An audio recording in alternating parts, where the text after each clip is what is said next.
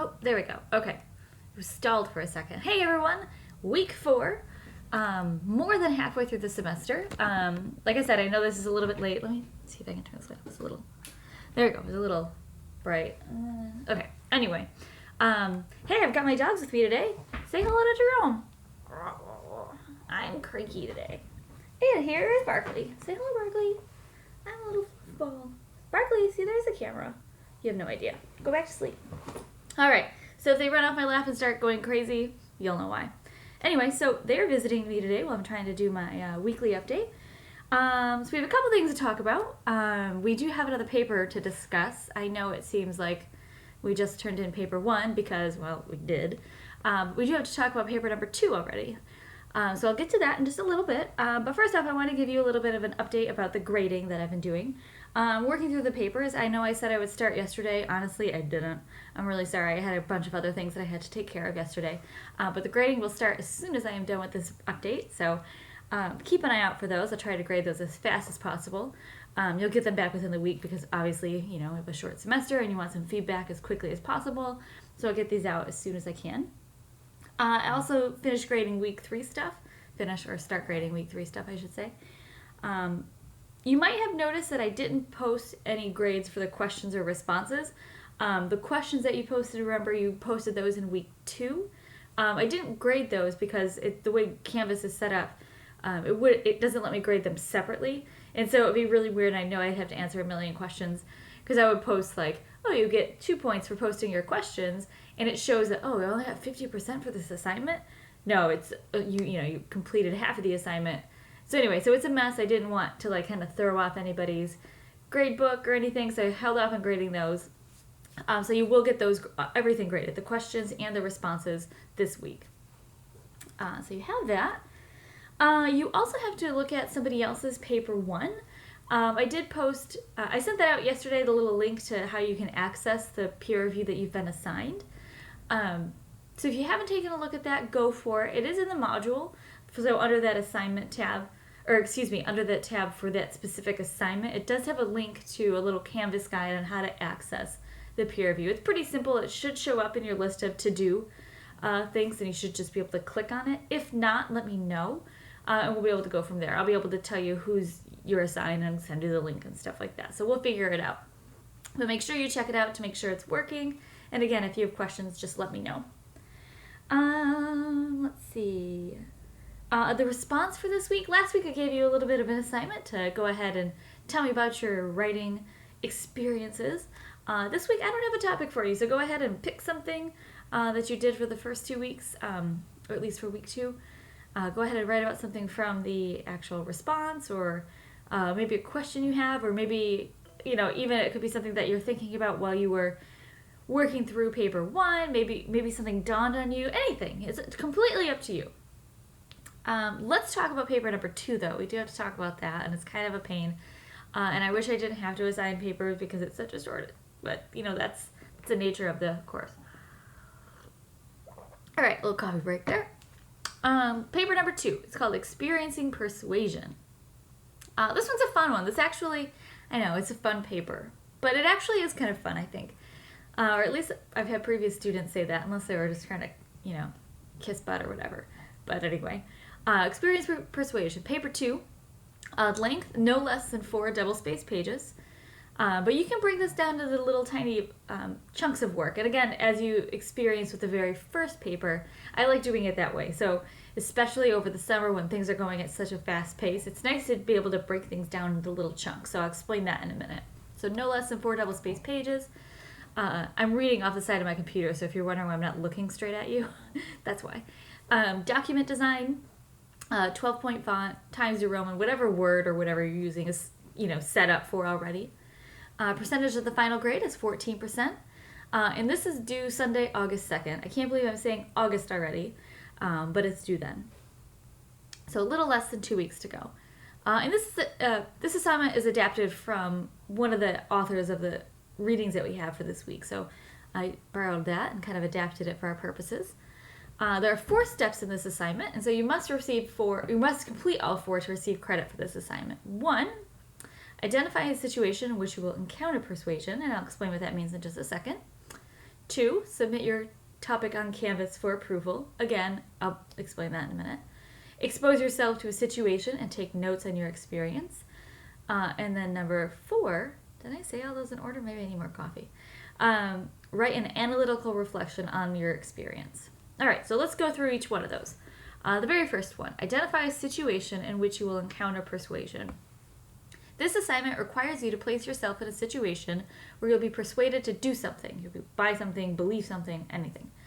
This assignment requires you to set yourself up as a target of a professional salesperson or other persuasion expert and to analyze their experiences using fundamental persuasion, argumentation, and logic concepts. And so as you can guess from the logical fallacies, we try to see how persuasion works or where it falls flat. We're doing the same thing here, except we're taking it a little bit further. We're trying to experience it in the real world, right? So you're going to think, okay, where have I been? Where have I've experienced or encountered persuasion? You might be at a store. You might be, at like a jewelry party. You might be at a recruiting office. Anything along those lines. So you're trying to think of a situation in which you've had somebody try to persuade you to do something or buy something or whatever. And I will say, I usually have people ask if they can do something that they've experienced before, and I want to say yes, but as long as it's been something very recent. So as long as you can write the paper on it, you have a lot of good memories about what actually happened, then I'm okay with that. I don't want you to think, hey, I bought a car 6 years ago. I think I remember what happened. I would prefer that it's something more recent where you can actually discuss some of those ideas more thoroughly. But again, that's what the topic approval is for, so you can ask those questions and post those ideas later. Which brings me to the next part. Submit topic on Canvas for approval. Please post your topic in the discussion board named P2 Topic Approval, noting where you're going for the field work. You can, put a couple of ideas if you want. If you're like, I'm not quite sure which one is better, post both of them. That's fine. I'd be happy to give you feedback. I'll approve all topics as long as they are safe. Oh, Jerome on my lap. My leg is falling asleep. I'll approve all topics as long as they're safe. Did you just hear him snore? He snores all the time. It's hilarious. I'll approve all topics as long as they are safe and cause no potential harm to you. So keep that in mind. I'm very flexible with this assignment. I just want to have a good heads up where you're going before you start it. Next part. Expose yourself to the situation and take notes on your experience. This assignment requires you to set up yourself as a target of a professional salesperson or other persuasion expert. To simulate a realistic experience, I will not explicitly instruct you how to approach the situation. Emotionally detached, strongly resistant. Rather, I want you to act as naturally as you can. Please note, though, you are not required to buy anything, nor should you feel that you have to. This is just an exercise in experiencing the tactics that someone is trying to get for you to buy something. You don't have to buy anything at all. You can just fake it and be like, oh, I'm looking for a couch or whatever, and see what happens. Don't buy the couch unless you're looking for one and you're like legitimately looking for one. That's fine. But don't feel like you have to buy anything at all for this assignment. All right. Examples of tactics and concepts. These are all in the handouts and all the readings for this week. So these will be all explained more in detail. And I will actually go through these in next week's weekly update. But I do want to give you a chance to go through and read the readings so you have an idea first before I start explaining them. Okay, tactics and concepts from the readings. Foot in the door in the face, and that's not all technique. A slowly escalating commitment. The illusion of choice. Conformity and social proof. Conveying illusions of authority, honesty, and likability. And the base rate fallacy and negativity bias. And those I think are two. I don't know why I put them on one line. Anyway, so those are the different types of tactics and concepts. And again, you'll read more about those in the reading for this week, so keep an eye out for those. Sample persuasion, experts in situations. So these are some that people have used in the past, but you are more than likely, to come up with different ideas. You are not limited to this list by any means. Car, jewelry, stereo, furniture, and insurance salespeople. Timeshare seminars. Parties to sell Tupperware, kitchenware, photo albums. I've never heard of a photo album party. A candle party, jewelry parties, anything like that. Military recruiters, although be careful, they are extremely persuasive. I got freaked out one time. I had a student who went to the Marines recruiters, and I thought for sure that they were going to get recruited by the Marines. They didn't. but just, be aware that people are extremely persuasive. Funeral arrangement coordinators, street hustlers, Scientology, Moody's, and other religious recruiters, and psychics. So these are just some ideas to get these ideas flowing for you. Ethical precautions. It's important to take precautions against placing yourself in unsafe situations. You must have your topic approved by me before carrying out this assignment. And I'll try to, double check those discussion boards as soon as possible so I can be like, yep, topic approved. Yep, topic approved. Occasionally, it might be necessary to suggest an alternative scenario if a proposed situation is too risky. Again, that's just where the approval comes in. I'll approve everything as long as it's okay. Most cults, for example, are an excellent illustration of persuasion, but I generally advise you not to subject yourself directly to their influence. I've never had anybody actually, go to a cult or a new religious movement to actually experience the persuasion tactics, but those are just things I have to say as a professor, just looking out for you because I don't want you to be in trouble or, have any harm to you. I'm just looking out for your best interest. Also, in situations where you will most likely encounter a hard sell salespeople, use your best judgment about what point to exit the encounter. For example, if you're going to a car lot, don't go beyond the test drive. Don't let them say like, hey, let's sit down and run the numbers. Don't do that. Just know when it's okay to exit and say like, all right, I'm going to go home and think about it, even though the thinking about what you're going to be doing is just for the paper, not thinking about buying a car. All right, so that's the next part. And then finally, write an analytical reflection about the experience. Your reflection paper should provide readers with an overview of the entire persuasive experience. Be sure you include the following 3 ideas.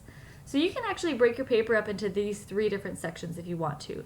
So the first part, analyze the tactics, persuasive concepts, and or logical fallacies that were employed during your experience. So you might say, hey, I noticed the that's not all effect or the foot in the door technique, and this is what the salesperson did. And so you're going to describe it and explain how, what those techniques were, how the salesperson employed them, and then finally, in the next part, you're going to respond to how you responded to those tactics. So you're going to notice and take note of all the different tactics that were used. And then part 2, you're going to reflect on how you respond to those tactics. So you might say, well, that was actually pretty convincing. I thought maybe I do need a new TV. Maybe that might be really good. Or I thought it was ridiculous and there was no way it could convince anybody. And then finally, number 3, articulate how you or someone you know can more effectively resist similar persuasion attempts in the future. So this might be the part where you think, okay, if someone were to go in and I might give them like, hey, this is what you're going to experience. This is how you might resist it. Or this is, what you might be on the lookout for when you go into this place. So that might be how you think about that final part.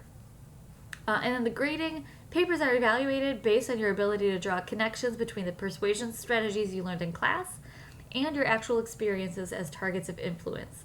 So that's what I'm going to be looking for. Everything I just read and talked about is on Canvas. When you go to the paper 2 description, that's in the modules for this week. That's all. Everything I just read is there. So you can review everything I just said, go back to it as many times as you need to, ask me as many questions as you want to. But these are all the details for assignment number 2, for paper number 2. So again, ask me questions. Let me know what you have, concerns about or anything like that. Coffee break. 1 second. Okay, we're back. Okay, let's see. There are also sample papers posted. Let me just double check here and make sure I actually did post them. Okay, yes, they are available on Canvas, so they're good to go. So you can read through those to get an idea of what other people did and how they set their papers up, so you have a good idea of what you're in for this assignment. Okay, sample papers. The reading. You have 2 readings this week. Well, I guess 3 if you count a sample paper, or sample papers 4 if you count the peer review that you're doing. So I guess there's a lot of reading this week. I'm sorry. Again, short class. We got to bust through it. Reading number 1. That's the one that's kind of funky. You have to, if you download it, you're gonna have to Control R or something. However you want to change the pages. The scan is really weird, and I'm really sorry about that. Maybe you want to print it out. It might be easier to read that way.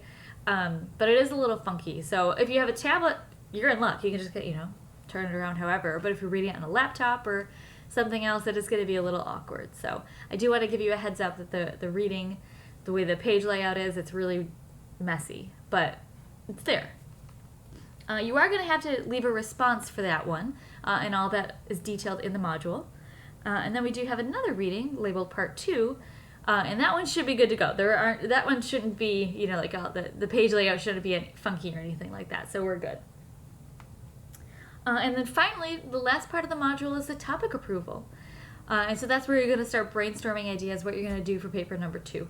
And just be sure to leave those ideas in the discussion board. And again, like I said, I'll go and, you know, respond to those hopefully as quickly as possible. But that's what that's there for. And so when you're thinking about ideas, again, if you have multiple ideas and you're trying to think, well, I don't know which one will be better, leave them all. I'd be happy to, you know, help you sort through those if you want to. And I think that's all. That's all I have for weekly update number 4 already. Can't believe it. I always say this every semester that I can't believe how quickly the time goes by, especially in the summer semester. But that's it. That's my weekly update for number 4. If you have questions, let me know. Look for the papers and the grades coming back to you. Everything should be ready to roll. All right. Gonna wake up the little puppies here. Say goodbye, Jerome. Jerome, are you cranky? Here, say goodbye. He is not happy. Barkley, come here. Oh, hi, puppy. Look it. Say bye, everybody. All right. Bye.